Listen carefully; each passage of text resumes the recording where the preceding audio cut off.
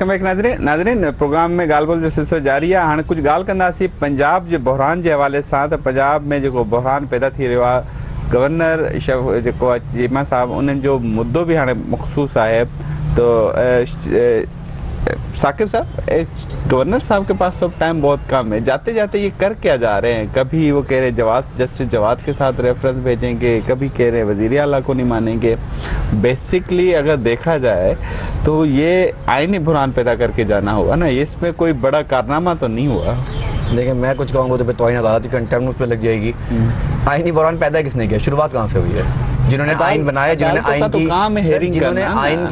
आइन का तहफ़्फ़ुज़ करना था, जब बुरहान वहाँ से शुरू हुआ तो पीछे रह गया। रात को 12 बजे जब आपकी अदालतें लगी, जब आप पार्लियामान की कार्रवाई के अंदर, मैं किसी और तरफ चीज पूछूं, आप इस तरफ क्यों जाते हैं कि रात को 12 बजे अदालतें लगी? वो तो आप कहेंगे माजी में भी लगती रही हैं, वो आप कहेंगे उनका काम है। देखिए, माजी में लगती रही है। अदालत क्या आप समझते हैं अपने फैसले पे अदालत ने आर्टिकल 69 को बाईपास नहीं किया? अदालत ने आर्टिकल 60 को बाईपास नहीं किया। हो कि भाई उसी आपके घर में, सर आपके घर में मेरा कोई काम नहीं है।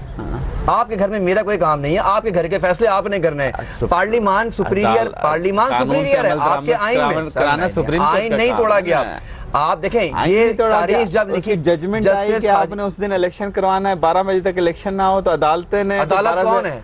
फिर अदालत फैसला कर ले, फिर अदालत फैसला कर ले कि आइंदा 2023 में कौन वजीर आजम होगा, कौन सदर होगा, कौन। सर क्यों टाइम जाया कर रहे हैं? नहीं सर, टाइम क्यों जाया कर रहे हैं? अदालत का काम है, अदालत का फैसला। अदालत अपना काम नहीं कर रही है, जो काम अदालत को करना चाहिए अदालत में काम नहीं कर रही है। अदालतों में इंसाफ नहीं मिल रहा, किसी गरीब आदमी को नहीं मिल रहा। इंसाफ उस सूरत में मिलेगा कि जो नवाज शरीफ के खिलाफ केस दाखिल आ जाए, उस पे अकामा का मामला हो जाए तो अदालत काम कर रही है। अदालत तब काम नहीं करती जब तहरीक इंसाफ के खिलाफ। मैं पाकिस्तान की बात कर रहा हूँ सर। मैंने एक प्रोग्राम किया था जस्टिस आसिफ सईद खोसा के दौर में, मुझे अदालत बुलाया गया था, मैं मना करके आ गया कि मुझे सजा मंजूर है।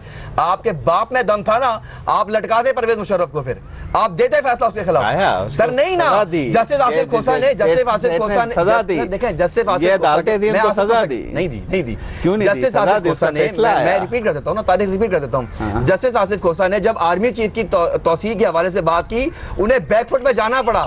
क्यों? क्योंकि मिलिट्री लॉ हो गया। आप में दम नहीं है, आपने 69 को बाईपास किया, आपका काम नहीं था। गवर्नर सर आईनी, सर गवर्नर, आप आइन की बात करें। आप जो अच्छी चीज है उसको आप कहते हैं जो हमारे हक में फैसला है वो अच्छा है, नहीं कह रहा सर। मैं हक की बात, मैंने इमरान खान की बात की है ना, नवाज शरीफ की बात, मैं पाकिस्तान की बात कर रहा हूं। जनरल परसेप्शन में ये नहीं कहता नून लीग के हक में आए तो नून लीग अदालतों को अच्छा कहेगी, नून लीग के खिलाफ आए तो नून लीग अदालत। हाँ तो सारे फैसले, आपका एक बंदा 50 रुपए के स्टाम्प पर मुल्क से बाहर चला जाता है, उसकी बीमारी ठीक हो जाती है, बाहर से कैंपेन करता है। जास्मीन राशिद चले, मैं आपसे सवाल कर रहा हूँ, आप मुझे इसका जवाब देते हैं। क्या आपको लगता है कि अदालत ने आईनी बुरहान पैदा नहीं किया? आपको लगता है कि अदालत ने आइन को फॉलो नहीं किया? नहीं किया, बिल्कुल किरदार अदा किया।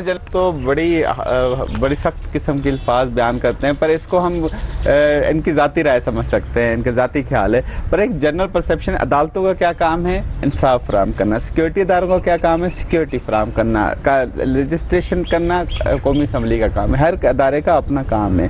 अदालतों ने अपना काम अदा किया, फैसला करना उनका काम है।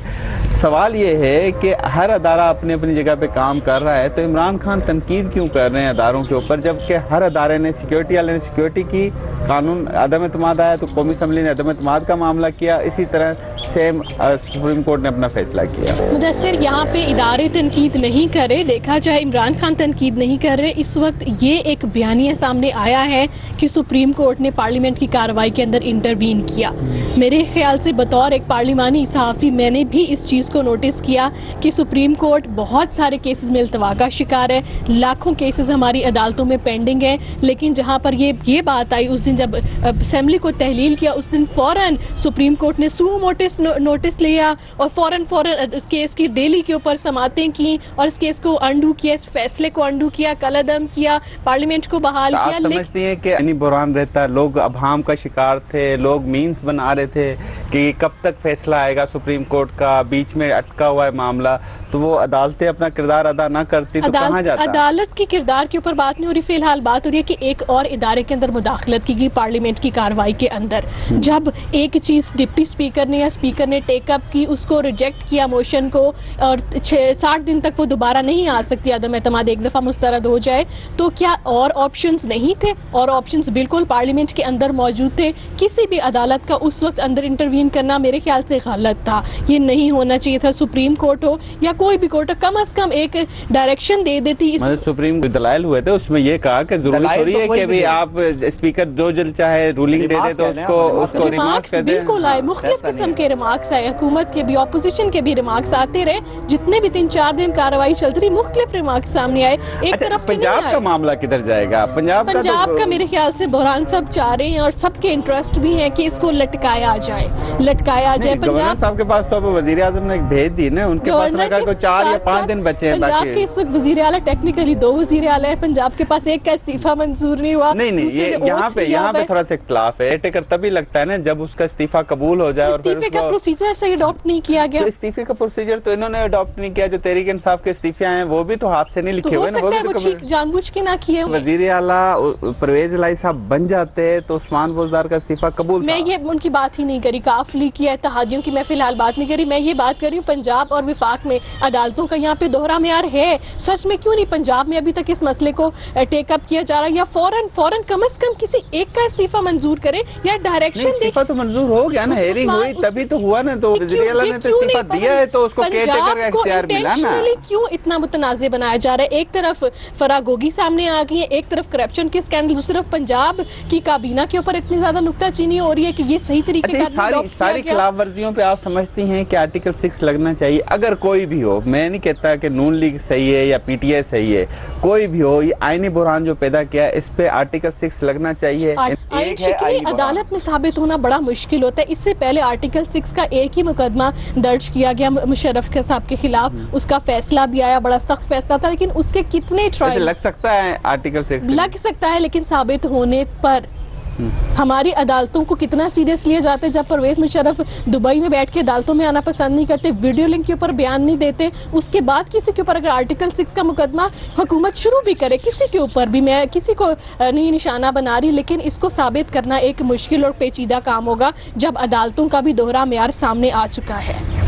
इसको इग्नोर नहीं किया जा सकता। इस during a tenure of Shahbaz Sharif आप समझती हैं कि वो अपने टारगेट अचीव कर लेगा? एक तरफ तो ये बुरहान, मुख्तलिफ मुश्किलात का सामना उनको करना पड़ रहा है, दूसरी तरफ IMF का मिफ्ता साहब चले गए, वो मामला अभी भी आने वाला है, कीमतें रोकी हुई हैं, पेट्रोल की कीमतें होल्ड की हुई हैं सिर्फ इसी बुनियाद पे ये हमने बढ़ा दी, तो फिर इमरान खान ने इसी को तनकीद का निशाना बनाना है कि हमने तो जुलाई तक रखी थी कीमतें। तो ये मामला उनके लिए काबिल बर्दाश्त है कि वो कवर कर सकेंगे, कंट्रोल कर सकेंगे? या ये इमरान खान की चीज़ों को बहुत ज़्यादा संजीदा लेते हैं, ख़त के ऊपर वो बात करते हैं, कौमी सलामती कमेटी के ऊपर बात करते हैं कि ये चीज़ें साजिश साबित हो चुकी है, उसके ऊपर बार बार रद्द अमल देते हैं। जहाँ पर पेट्रोलियम मसनूआत की कीमतें, जहाँ पर IMF के साथ जो टर्म्स एंड कंडीशंस है, बजट इस वक्त सर के ऊपर है, गवर्नमेंट का टफ टाइम चल रहा है, ये सब कुछ समझते हुए सबसे जो बड़ा चैलेंज है शहबाज शरीफ के लिए वो यही है कि मियाँ नवाज शरीफ के इस्टेब्लिशमेंट के साथ मामला सीधे करवाएं, वो वापस आए। 2023 में अगर वो इलेक्शन कंटेस्ट करना चाहते हैं तो उनके ऊपर जो बैन लगा हुआ है, उनको ताहयात जो नाअहल किया हुआ है, उसको वो अंडू करवाएं। लेकिन शहबाज शरीफ के ऊपर इस वक्त मल्टीपल गवर्नमेंट के चैलेंजेस तो हैं ही हैं। हम कितनी ज़्यादा महंगाई का शिकार मुल्क है, कितनी ज़्यादा कोविड की वजह से बेरोज़गारी बढ़ी, 2 करोड़ से ज़ायद लोग पाकिस्तान में बेरोज़गार हुए, कारोबार बंद हुए। इन चीज़ों का मुतबादिल तो अभी तक सामने नहीं आया और मुतबादिल प्लानिंग भी नहीं है अभी। फ़ौरन शॉर्ट टर्म प्लानिंग यही हो सकती थी कि मेट्रो जो कि तैयार है एयरपोर्ट तक उसको फंक्शनल कर दें, पेट्रोलियम मसनूआत की कीमतों को होल्ड रखें। लेकिन शहबाज शरीफ के ऊपर काफ़ी सारे चैलेंजेस अगले 2 से 3 माह में आने वाले हैं। स्पेशल कमिश्नर बन जाता है खत वाले मामले पे, तो उसकी ओपन हेयरिंग का मुतालबा, ये मुतालबा कहाँ तक पाए तकमील तक होने का इम्कान है? पहले तो मैं आपकी ना एक बात का जवाब देना चाहता हूँ, क्योंकि आपने आर्टिकल 6 की बात की थी, जिसका जवाब हिरा ने बड़ी अच्छी तरह दिया है। देखिए, आर्टिकल 6 का जब आप बार बार कहते हैं ना लगना चाहिए, मैं फिर बड़ा सख्त लफ्ज़ इस्तेमाल करूँगा। हिरा ने भी लफ्ज़ इस्तेमाल किया था मुशर्रफ के हवाले से भी, कि जब परवेज़ मुशर्रफ पर आर्टिकल 6 लगाया गया था तो यहाँ पे सबकी कहाँ पे टांग नहीं थी।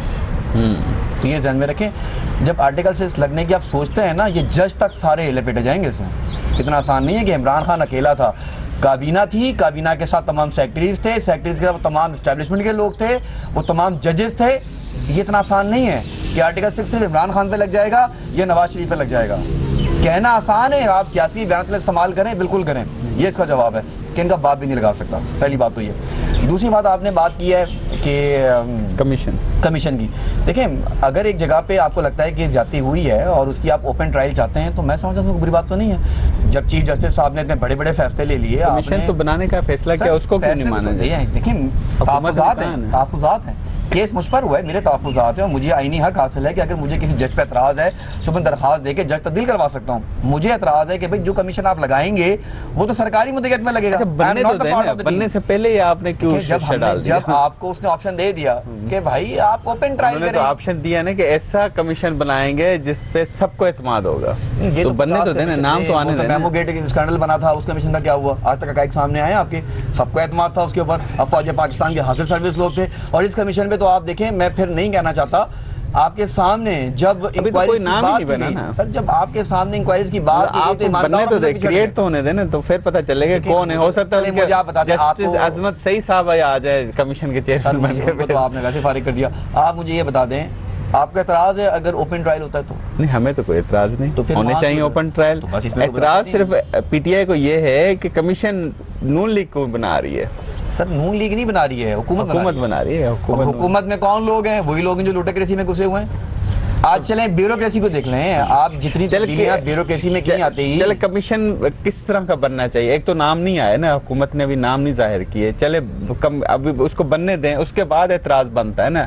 साकिब, हीरा, मुदस्सिर, कमीशन में नाम आएंगे तो एतराज होगा ना, कमीशन में नाम ही नहीं आएंगे तो एतराज किस बात का? मतलब आप बनने से पहले ही आप कहना चाहते हैं कि आपको इख्तलाफ है, आप उसको मुतनाज़ा बनाना चाहते हैं, आप मसले की हल की जाने के बजाय आप इख्तलाफ की जानब जा रहे हैं। इजलास हुआ, उससे बड़ी कमेटी नहीं हो सकती, उससे बड़ी कमीशन कोई नहीं हो सकता जिसने इस बात पे तौसीक कर दी मुदाखलत है, ठीक है। उसके बाद आपको सुप्रीम कोर्ट में कहा कि लेटर देखें, उससे बड़ा कमीशन नहीं हो सकता। अब आप क्यों टाइम ज़ाया कर रहे हैं पब्लिक का?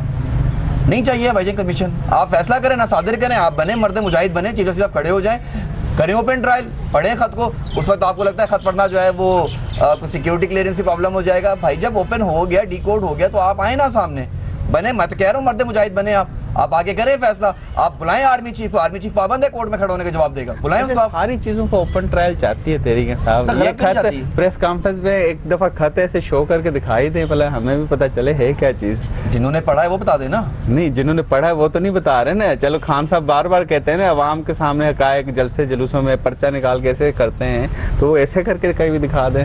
मेरे ख्याल से उसके जितने मंदरजात हैं सारे आपको मालूम है, कोई मंदरजात ऐसा तो मालूम ना हो। नहीं, उसमें हमें तो ये चीजें, हम तो ये समझते हैं कि डोनाल्ड लू ने लिख दिया है कि भाई मैं इमरान खान की हुकूमत को आप क्या चाहते हैं कि डोनाल्ड लू सिग्नेचर करके भेजेगा आपको? तो फिर आप उस पर क्या चीज है? मैं आपको फोन करके धमकी लगाऊंगा और मैं आपको धमकी XYZ के नाम से लगाऊंगा। मैं चलें आपको फिर रिपीट करता हूँ, मैंने पहले भी आपको कहा कि आपके इदारे के आपके MD आपको, मैं किसी पार्टी में बैठा हूँ और वहाँ मुझे, मैं थोड़ा सा टाइम पे ले रहा हूँ और यहाँ सुनने को मुझे मिले कि मुदस्सिर राव साहब को जी हमने, राजपूत साहब को हमने हटा देना है, और ये बात मैं आपको पहुँचाऊँ कि जी मैंने फलाना जगह पे बात सुनी है, आपका MD आपके खिलाफ ये बात कह रहा है, तो इट मीन्स मैंने सुनी है ना। अब आपका काम है कि आप मुझे अदालत में लाएं, तो आप असद मजीद को कोर्ट में लाएं ना सर।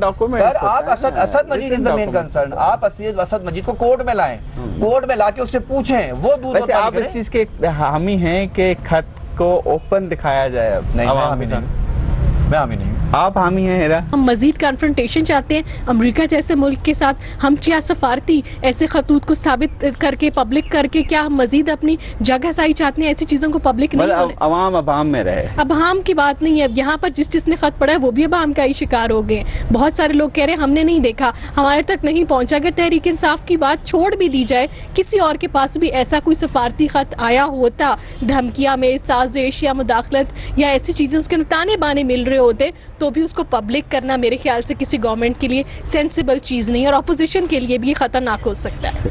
बहुत बहुत शुक्रिया हेरा, बहुत बहुत शुक्रिया साकिब सलीम। मैं हेरा भाई साथ ये प्रोग्राम में खुसूसी गालबुल किसी इंसान पानी मेज़बान मुदस्सिर के दीना इजाज़त इन हफ्ते बेराज से।